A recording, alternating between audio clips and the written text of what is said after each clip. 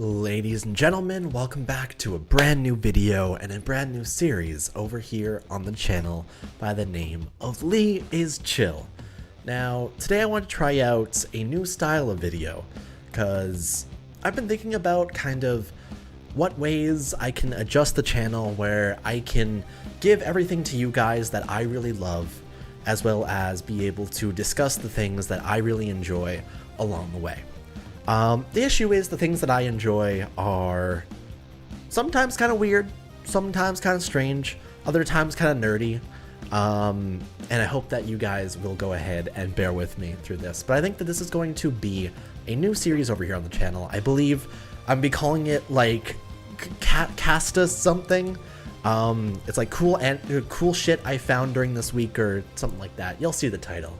It's a work in progress. Today's the first week of just kind of workshopping, but I wanted to bring you guys this new series and kind of try it out. So I'm very excited. So today what I wanted to do, this week has been pretty explosive with news, frankly, inside the games that I personally play. If you don't know me, hello, I am LeaIsChill. I do quite a few games over here on the channel, often a lot of gacha games. Mostly because I really enjoy anime. A lot of the anime stuff that is out there, like DBZ, Naruto, stuff like that, is super cool to me. And I really like cool units, I like cool concepts, I like new abilities for that. And so they released a bunch of Black Friday characters in a bunch of the games that I play, as well as I've been caught up on Jujutsu Kaisen recently and stuff like that, so I want to show like a quick scene from that. So I guess we'll just go ahead and get into it, and I will see you guys in one moment, so we can go ahead and do that. Okay, so here's what we've got for today. We're gonna be going through a bunch of different gameplay videos that have been released over the last week or so on the games that I play, including Dragon Ball Legends, Seven Deadly Sins Grand Cross, One Piece Bounty Rush, and we'll kind of see the new characters that have dropped over the last little while. Unfortunately, this video here will have no dialogue or anything. I might edit it in post to send it in, we'll see. But this is the animations for this Goku, and seeing it in landscape is super cool. I honestly think it's like 10 times better than what they're currently trying to do with Dragon Ball Legends. But look at him! He's actually so unbelievably stylish. And he's the kind of character where they basically give him new mechanics, including like an automatic dodge, where he'll just kind of duck and weave around abilities. He has the SSJ2 Yellow Gohan's green card, which is an instant knockback that's super OP, and also he's naturally one of the coolest LFs in the game right now. So holy shit, I really want to try to go for him here in a little bit. But we'll get there very, very soon for sure. We'll have a video up very soon, probably in the next like day or two, of summoning for this Goku, and we'll kind of see how that goes. Here we have the other Jiren that dropped alongside him, of which is also super cool. In fact, I think his animations are actually better in full screen, to the point where he's noticeably more stylish being able to see the full screen on here. He's also like a crazy blast armor unit, and he's just kind of made to cruise through your entire HP bar, and he'll flex on you all day with this. Very, very cool. Too bad Jiren's not that cool of a character. It's too bad that he is literally made to be flashy, but you know what? Dragon Ball Legends, I'm actually more interested in Jiren than I would have been inside the anime, so definitely pretty cool stuff there. Next on up, we have a gameplay video of the one over inside Seven Deadly Sins Grand Cross. And they dropped Escanor the one over on JP this week. I did a summoning for him for 180 gems. Didn't get too lucky so far, so I'm hoping to save up a little bit more. But look at this man! He literally flexes on people and has the Divine Blade Escanor that he can just slice through the entire existence with. Here, we're gonna go back there before we go back. I just wanted to look at this. Like, every frame of this animation just blows me away.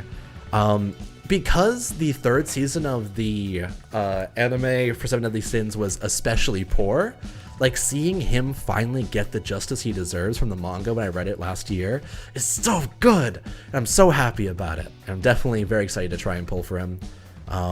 Escanors over on Grand Cross have kind of been the characters I mostly shoot for. Both green and red are ones that I tried to max out almost immediately, and this blue one is no exception, so I'm hoping to try and at least get one copy of him. But he's very cool and definitely worth going for. If you don't play JP Grand Cross right now, they actually have quite a few catch-up events ongoing, but with the pace that Global is going right now, I have a feeling that right now the best bet is to go and roll on Grand Cross Global and then just kind of save up until he drops. But at the same time, Global makes a lot of weird decisions that kind of make people unhappy with it, so it's kind of a two-edged sword. That's kind of why I've taken a step back from the game, mostly.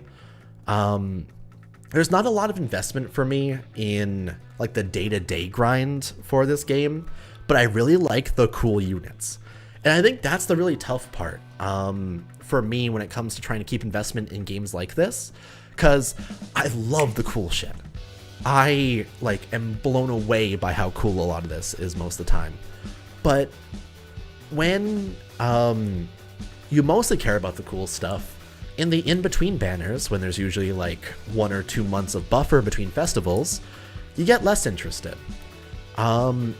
Which means money goes down. So they over on Global have started to like speed up units a lot and started to release more and more of these hype units over and over.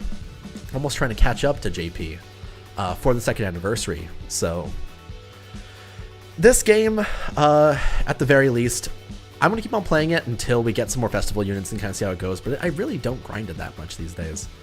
Same with the next game we'll be checking out today.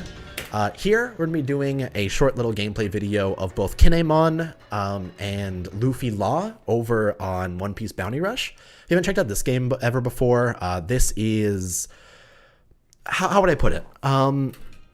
This is a capture the flag type of game with 5 different flags in a 3D, like almost MOBA type of game. His normal attack string is very normal. He has this slash and then knock away ability, which is super cool. I believe he also has a counter. This is his other version of it where he just has the slash forward. But naturally, he's pretty cool. I don't think he's the kind of character I care about that much, mostly just because in One Piece he hasn't really done too much except for in the manga right now, so God knows he definitely needs some more moments. But that's actually a counter, it looks like, where it, while it's charging, gains more and more damage. It's also really good that he gets that Lucci right there. But this is the more hype unit on the current Bounty Festival in the Luffy Law, which has like the Lucy outfit. Very good at an ad string here for sure. This ability right here, where it sends Law forward and does like a big slash, is super cool. It reminds me a lot of the other Law's ability, but naturally it hits a hell of a lot harder. And this move right here. Okay, so let's look at this frame by frame. So we have Luffy and Law right there. Law is standing in the position right in front of him. He charges the Red Hawk, and then you can see Doffy is swapped with the Law over there, is stunned, and then immediately gets hit with the Red Hawk if this thing would load. They put these up on Twitter, so like it ends up being really framey for these in particular. But this looks so fun to do. I think that I definitely want to try... It's hard, because I think I want to try out Bounty Rush again. It's really hard to try and catch back up, though. I feel like I just need to try and join, start saving, and then try and go all in on one of the next banners or something. It's just, I get shafted so often, so when I do save up, it feels so unworth it, so I'm starting to just do multis immediately. You know that gotcha itch. You know when you get that really bad luck to the point where you just don't even feel like saving up anymore. But he is super cool. A duo unit is definitely my favorite unit to come to games like this, so super good. Next on up, next news we got is the 1,000 Year Blood War Round 13 over on Bleach Brave Souls. If you don't play Bleach Brave Souls, this is like a chibi type of game with 3 different attacks and a NAD string as well as a special. Very cool game. I really, really enjoy it, but the units have gotten very samey as of recent.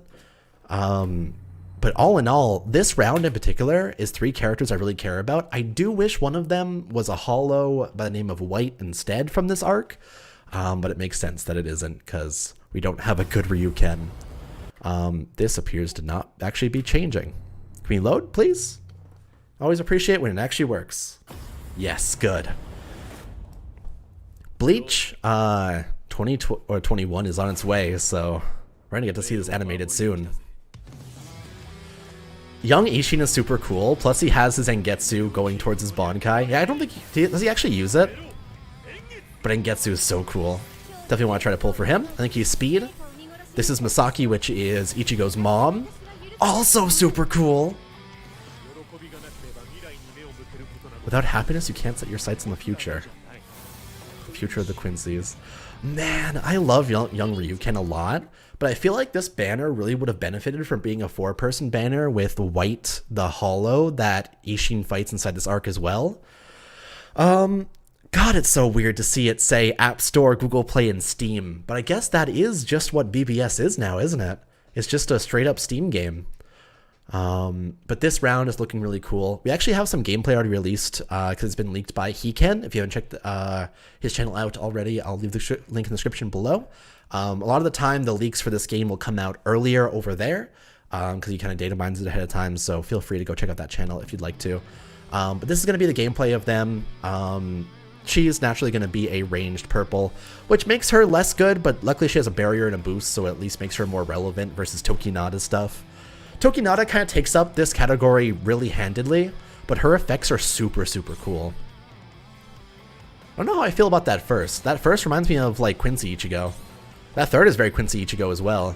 The barrier looks pretty powerful. Shoot, shoot, shoot. Does she have 100% hidden enemies, like, just by default? Because that's not bad at all. That's actually better than Tokinada in that case, because I usually put the pill on him just for the sake of it anyway, so pretty good. She reminds me a lot of Quincy Ichigo. And I didn't really like his gameplay when he first dropped because his hitboxes were very like knockback heavy and didn't really hold enemies in place well, but it does seem like her first is a lot slower, which might hit them multiple times along the way. So that does seem a little bit better, maybe. Kind of see how that goes. Her second reminds me a lot of Orihime. Like, a lot. Not too bad, he's just running into the middle here. What a cool animation, though. I feel like they could have done a lot better. But when I try to think of what she does, I guess there's not a heck of a lot except for just being hit and then being in danger, right? I particularly like this, and then the hard cut to black, and then that, and then just complete nothing. It doesn't quite click, but it's very cool anyway, and then she just shoots you in the stomach. Next up, we got Ryuken, which is a red Soul Reaper killer, also ranged naturally, Arrow to the Future. He has a cooldown, Sprinter and Havoc and Frenzy, not too terribly bad. Red units are always, like, usually new red units have to be pretty relevant. I like that first a lot, and that second works pretty well. The third is just a straight full screen, though. That first, does it send 2 boxes forward? Yeah, it's like the boxes that Uryu uses that one time. The second seems like it's super powerful as well. The radius is really strong. Especially with Havoc, that's probably going to hit like close to full screen.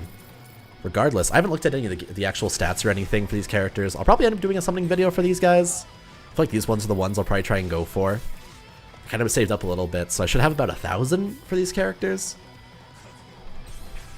But all in all, I'm quite liking his kit. I really like Havoc characters especially, because I find that they are just kind of the ones that usually cruise through these levels super easily. You have to do a lot less in terms of like positioning yourself to try and kill all the enemies. It's just a matter of getting them in front of you most of the time. A lot of his effects are kind of basic though. He's just kind of like a fancier OG Uryu, you know? Like the old yellow one, or was it green? I think it was a green one that was kind of similar. Arrow to the Future, that splits all the rain all the way down the middle and causes it... Oh, wow. That was pretty cool. And here we have Isshin. He is a speed hollow killer. Apparently he reads hollow dodges. And he has a 12% recharge with 815 SP. Not bad. I'm just saying, read hollow dodges. So that means that for the new areas where the enemies have like inherent dodge, that actually might be a shit ton better. They made new content recently where dodges are like 90% of the issue, so he's just literally made for that. Speed Captain bonus strong attack damage ain't bad, but I don't know what other characters would want that except for like Yamamoto. His Nad seems super good though. His first reminds me of a smaller version of Mugetsu second. I like his second quite a bit, but his third just seems like a very basic one. Yeah, his first is like a smaller version of Mugetsu second, but it's probably like a beam or something. Very similar to it. Second essay is like an area in front of him. Pretty good. And then I want to see his third one more time. Yeah, I definitely think I'm going to try to pull for this banner. This one looks like one of the ones I would actually try and go for. Here, let's see the animation one more time before we hop on out. But yeah, for Black Friday, as well as the end of the month, like, a lot of these characters are just kind of being released. Because also people want to, in the gacha community especially, really drop the hype stuff for this time. Because this is the time to kind of get your year-end sales before the big New Year's happens. So that's all that. He jumps in the air. I like the burning eye effect inside that, and then the big, like, Getsuga. I'm a big fan. Okay. Wow. Genuinely pretty interesting stuff there. I think that banner would have done a lot better with white, but still pretty good. And here we have my favorite piece of media from this whole week. So I wasn't really sure whether I was going to conclude inside the video, because this is just kind of... Basically, this series is... I come here with a bunch of stuff that I found really interesting this week, or stuff that came out that seemed to be pretty intriguing, like the BBS stuff and the Legend stuff. But this is a short little omake that comes up after every episode of Jujutsu Kaisen. I really like these. And if people haven't been watching them, you missed out on a great one this week. So here it is. We're just going to let it play. So Gojo decides that he wants to talk about something important to Nanami, who's very serious. And so he follows him and holds up signs to try and get the details. He hides in his locker. He hides between vending machines.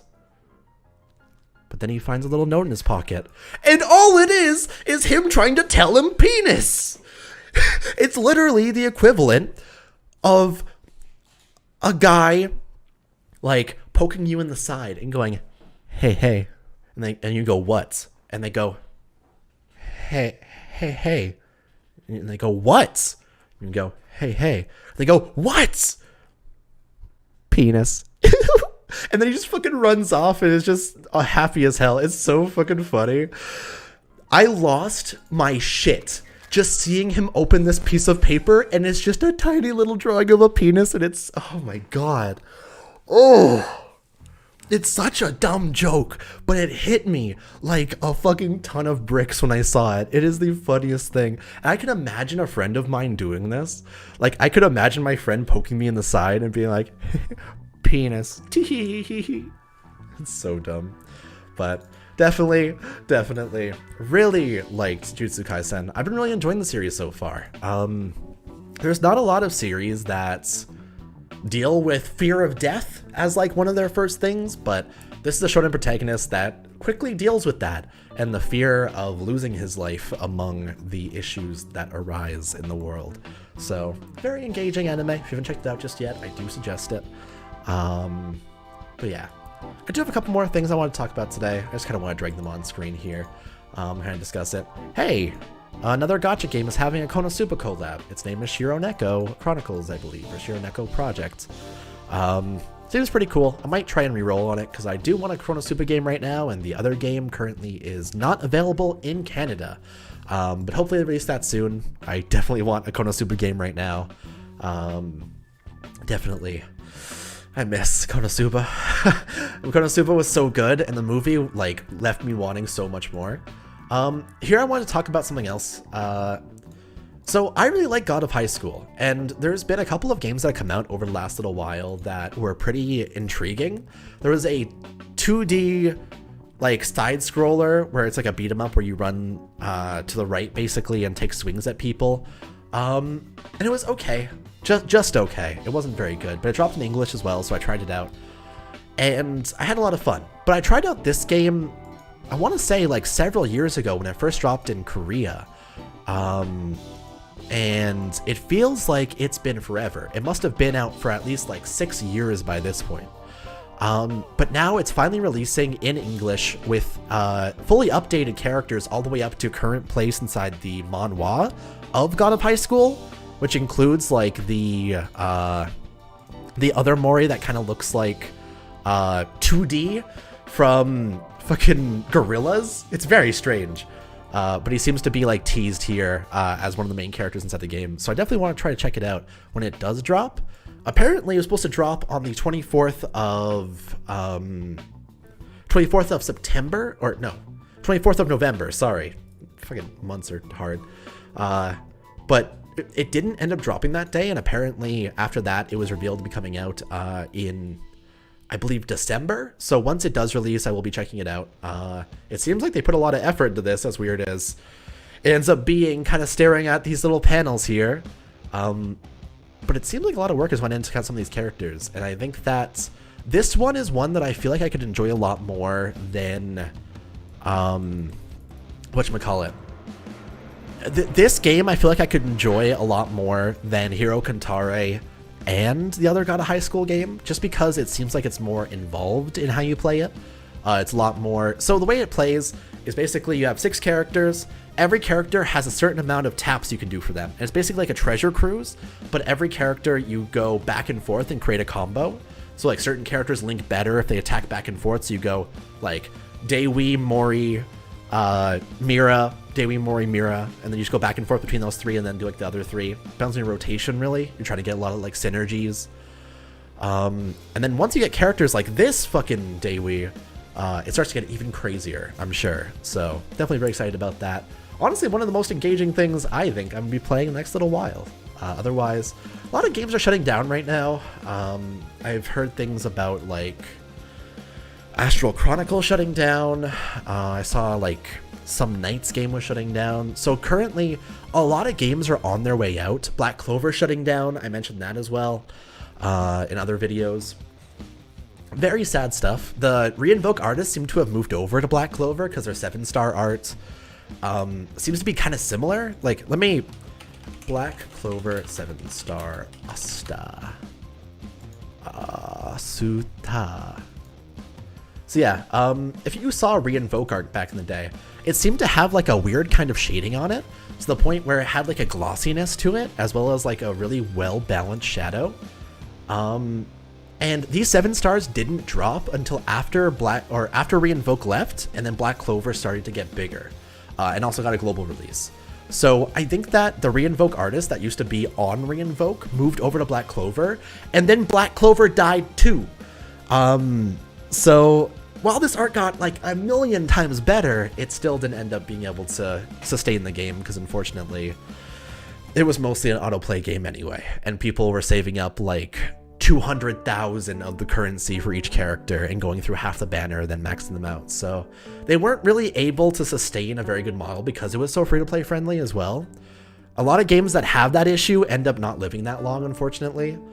But I think that we're probably going to end up seeing a big surge in new games as of the next like 3 months. We currently have confirmations of global versions of World Flipper. We have global versions of... There was another one I was really excited about. I'll talk about it later. I'm sure we'll find out about it when we get trailers and stuff. The Demon Slayer game is going to be coming out in the early parts of 2021. And that's supposed to be like a Dead by Daylight type of game where one person picks like a certain demon, and there's 4 Demon Slayers that have to try and take them down. Which seems like it could be more fun. But if it is a gacha game like Bounty Rush, it could start to get a little bit weird in terms of balancing. So we'll see how that goes. But that one seems like it's going to be the like really big new one, and I feel like I'm willing to put some time into it when it drops. It's supposed to be like a 3D action type of game, so definitely very excited about that. But I do think that's roughly about what I wanted to talk about today. What I want this series to be is kind of my place to come and just vamp about the shit that I've been enjoying this week, man. A lot of the time, when I'm playing other games and stuff, I don't talk about the news. I don't talk about things that have been ongoing. I don't talk about myself. I don't talk about like the animes I'm watching unless I'm talking about a certain thing that happened that week. So I think this is a good way of kind of sharing that and kind of seeing where I'm at. God knows I want to see what you guys are talking about as well. Are there any games that release gameplay videos like I showed today that I didn't show? Like, you know, Arknights does animations for every new character, and like Granny got a rerun this week. Illusion Connect I've been playing a little bit, but they don't really do like new videos and stuff. I don't know what other games do stuff like that except for like Legends, BBS, One Piece Bounty Rush and stuff like that. So yeah, let me know for sure. I definitely think that I want to try and find more engaging things to be able to see in the week to week, and I'll have a lot more to bring to you next week on cool shit I found this week, and I'll find out the title what it is later. Sound good? Sounds good.